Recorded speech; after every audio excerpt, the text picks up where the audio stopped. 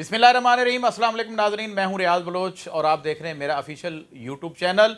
आज मैं मुसलमानों को एक खुशखबरी सुनाना चाहता हूं इस अपने प्लेटफॉर्म से कि उम्रा वीज़ा 1446 हिजरी ये इसका इजरा जो है यकम मुहर्रम से सऊदी गवर्नमेंट ने शुरू कर दिया है और ये शुरू हो जाएगा यकम मुहर्रम से। अब इसमें दो बड़ी तब्दीलियां आई हैं, वो सुन लें वो तब्दीलियां क्या हैं और उस पर आपने अमल दरामद पूरा करना है।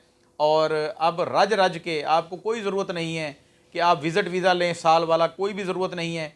अब सऊदी गवर्नमेंट जो वीज़ा उम्रा का जारी करेगी उसकी जो मियाद है, जो मुद्दत है, जो एक्सपायरी डेट है वो 1 साल की कर दी गई है।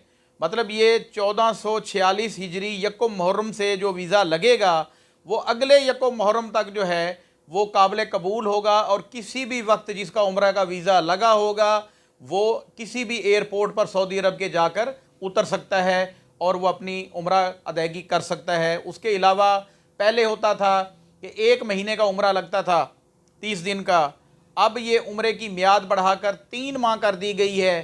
3 महीने तक आप सऊदी मुमलिकत में वहाँ रह सकते हैं, आपको किसी और इजाज़त की ज़रूरत नहीं है।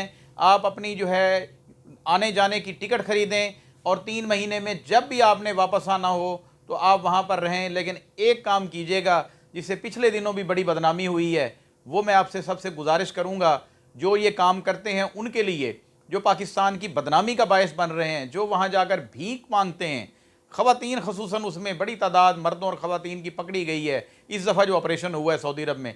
ये काम नहीं करना यार, अल्लाह के घर जाओ, वहाँ पर इबादत करो। और ये देखें कितनी बड़ी जो है सऊदी गवर्नमेंट ने ये सहूलत दे दी है कि 1 साल आप वीज़ा लगा के अपने घर में रख लें पासपोर्ट, और साल में जब आपका दिल करे आप अपनी टिकट पकड़ें और चले जाएं और 3 महीने 90 दिन वहाँ क़याम करें, बार बार उम्रे करें, ज़ियारात करें और उसके ज़्यादा से ज़्यादा इबादत करें।